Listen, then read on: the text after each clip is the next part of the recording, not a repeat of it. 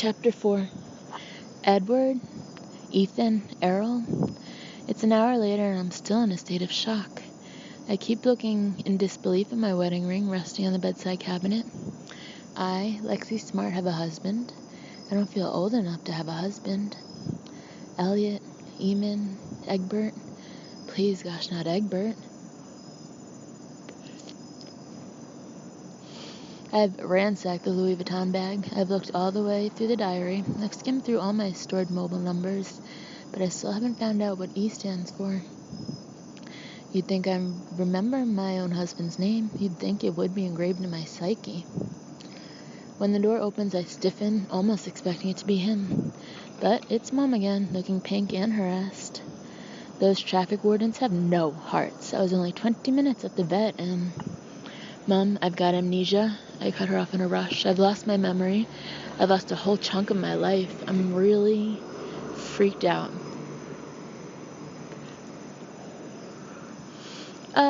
Yes, the nurse mentioned it. Her gaze briefly meets mine, then flicks away again. Mom's not the greatest at eye contact. She never has been. I used to get quite frustrated by it when I was younger, but now I just see it as one of those mom things. Like the way she won't learn the names of TV programs properly. Even after you've told her 500 times it's not The Simpsons Family. Now she's sitting down and peeling off her waistcoat. I know exactly how you feel, she begins. My memory gets worse every day. In fact, the other day... Mom, I inhaled deeply, trying to stay calm.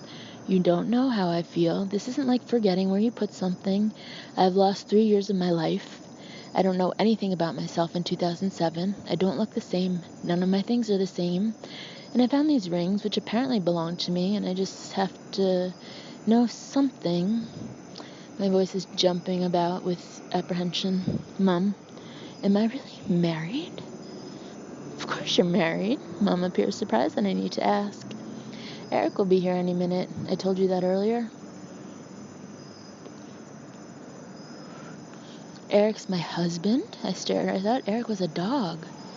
A dog? Mom raises her eyebrows. Goodness, darling, you did get a bump on the head. Eric. I'm rolling the name around my head experimentally. My husband, Eric.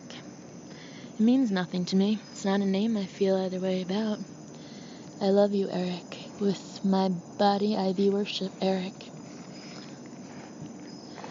I wait for some sort of reaction in my body. Surely I should respond.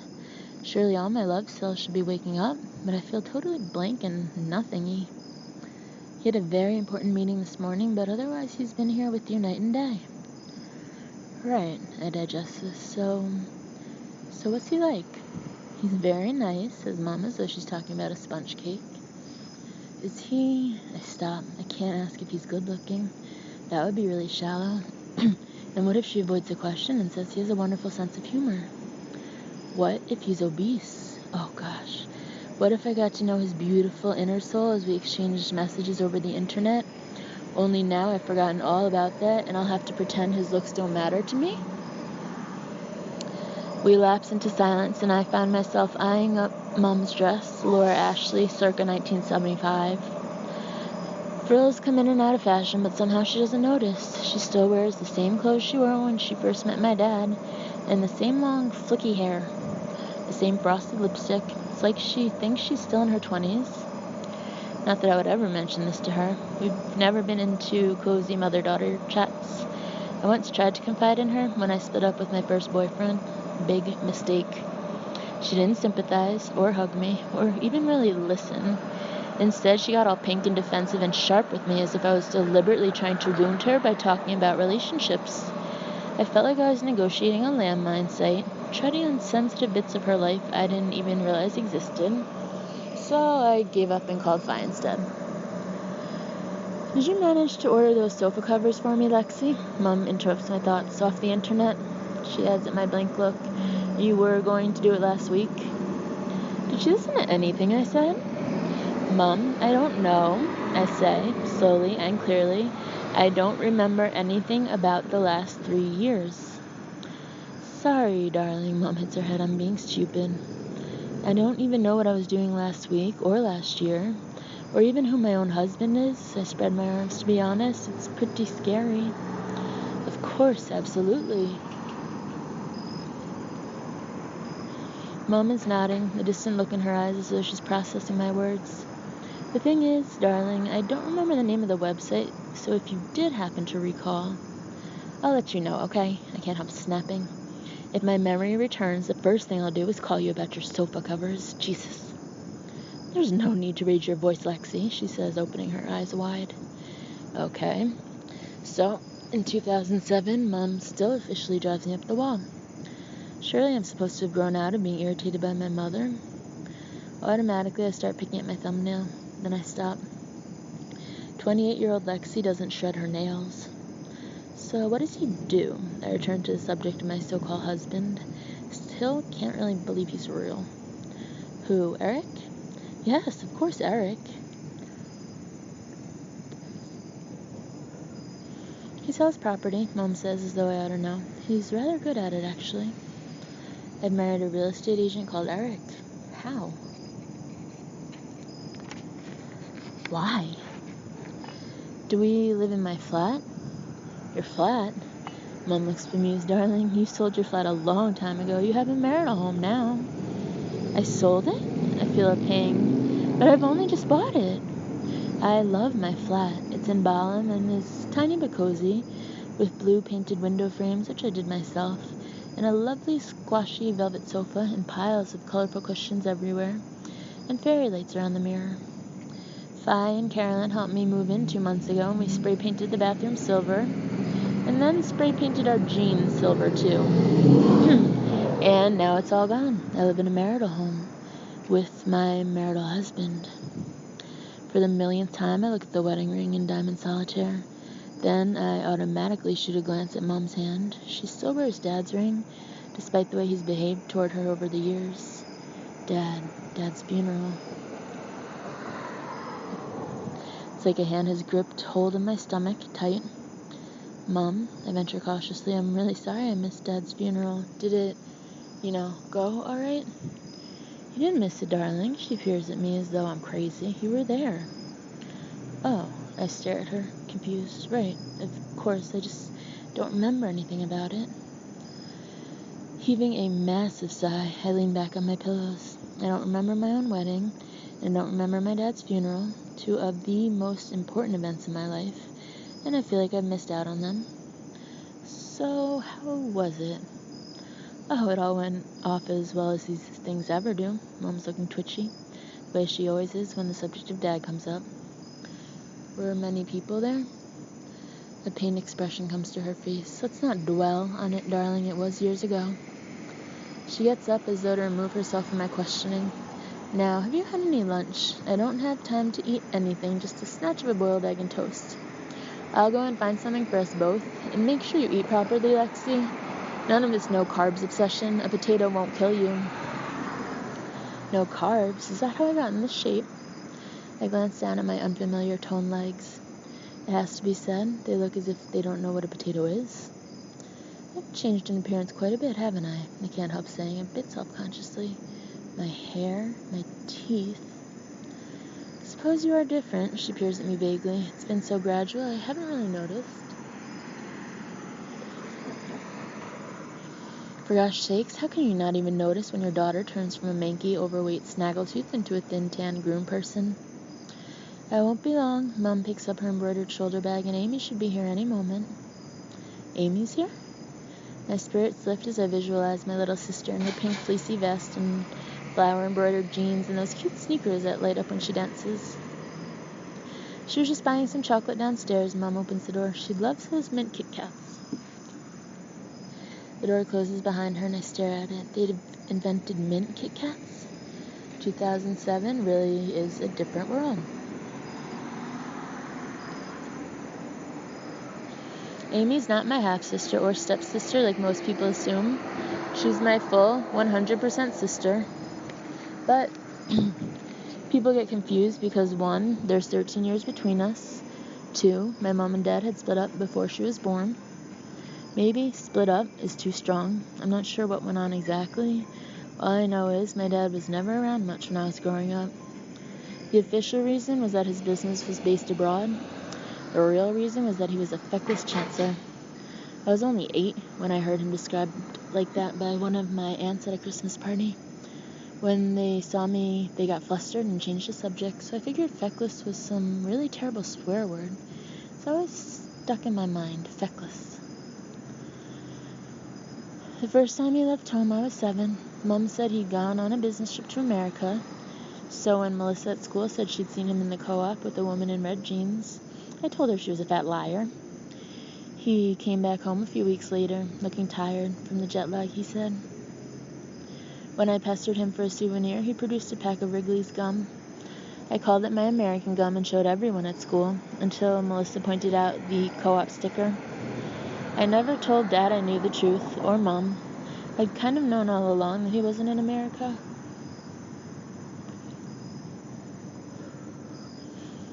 A couple of years later, he disappeared again, for a few months this time. Then he started up a property business in Spain, which went bust.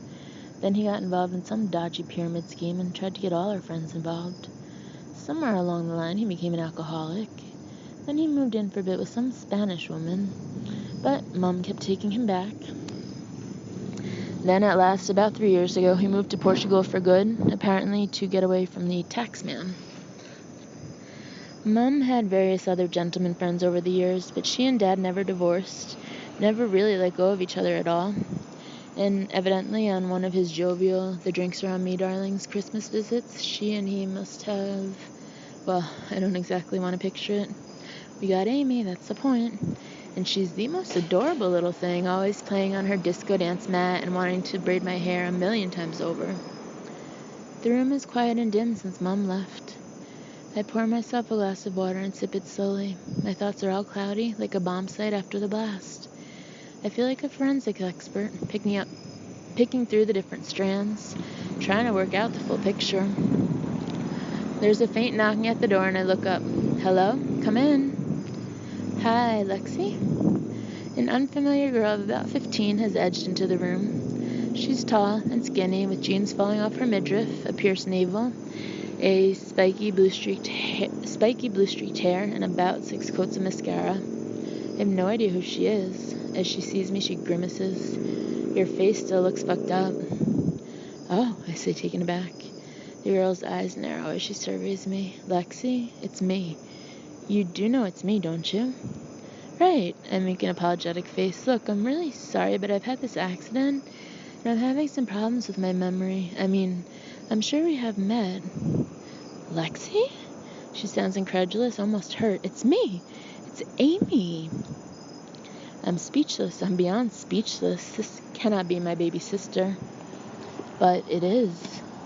Amy's turned into a tall, sassy teenager. Practically an adult. As she saunters around the room, picking things up and putting them down, I'm mesmerized by the height of her, the confidence of her. Is there any food here? I'm starving. She has the same sweet husky voice she always did, but modulated, cooler and more streetwise. Mom's getting me some lunch. You can share if you like. Great. She sits down in a chair and swings her long legs over the arm, displaying gray suede ankle boots with spiky heels. So you don't remember anything? That's so cool.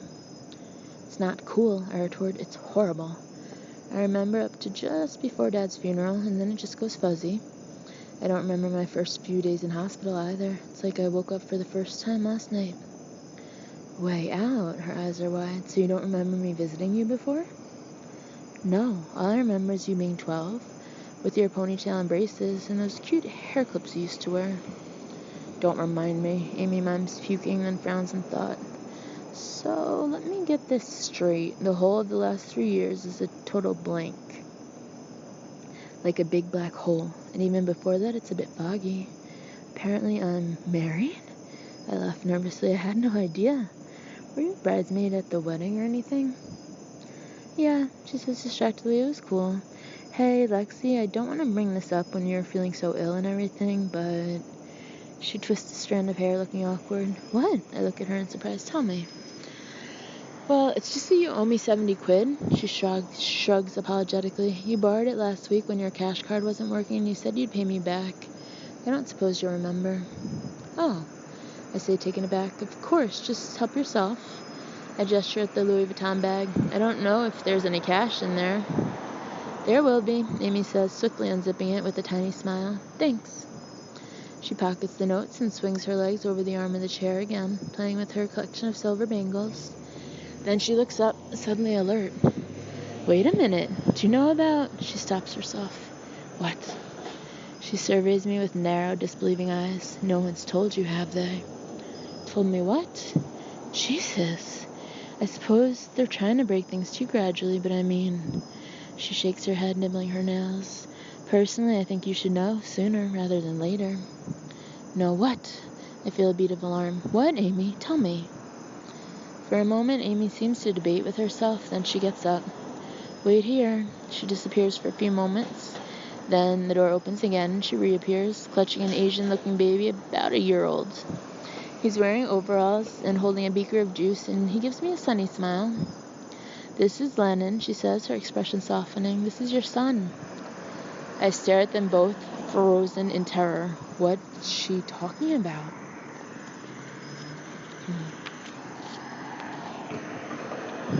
I guess you don't remember? Amy strokes his hair fondly. You adopted him from Vietnam 6 months ago. It was quite a story, actually. You had to smuggle him out in your rucksack. You nearly got arrested. I adopted a baby? I feel cold to my guts. I can't be a mom. I'm not ready. I don't know anything about babies. Say hello to your child. She carts him over to the bed, clicking in her spiky heels. He calls you Muma, by the way. Muma? Hi, Lennon, I say at last, my voice stiff with self-consciousness. It's Muma. I try to adopt a motherly, cooing voice. Come to Muma. I look up to see Amy's lips trembling strangely. Suddenly, she gives a snort of laughter and claps a hand over her mouth. Sorry. Amy, what is going on? I stare at her, suspicion dawning. Is this really my baby? I saw him in the corridor before. She splutters. I couldn't resist it. Your face. She's in paroxysms of laughter. Come to Muma. I can hear muffled cries and shouts coming from outside the door. That must be his parents, I hiss in consternation. You bloody little... Put him back. I collapse on my pillows in relief, my heart pounding. Thank fuck I don't have a child. And I cannot get over Amy. She used to be so sweet and innocent. She used to watch Barbie Sleeping Beauty over and over with her thumb in her mouth. What's happened to her? I nearly had a heart attack, I say reproachfully, as she comes back in, holding a can of Diet Coke. If I died, it would be your fault. Well, you need to get savvy, she retorts with an unrepentant grin. People could feed you all kinds of bullshit. She takes out a stick of chewing gum and starts unwrapping it. Then she leans forward. Hey, Lexi, she says in a low voice. Have you really got amnesia? You're just making it up. I won't tell. What? Why would I make it up? I thought there might be something you want to get out of, like a dentist appointment. No, this is genuine. Okay, whatever. She shrugs and offers me the gum. No thanks. I wrap my arms around my knees, suddenly daunted. Amy's right. People could take total advantage of me. I have so much to learn, and I don't even know where to start. Well, I could start with the obvious. So I try to sound casual. What's my husband like? What does he look like? Wow. Amy's eyes open wide. Of course, you have no idea what he's like. Mom said he was nice. I try to hide my apprehension.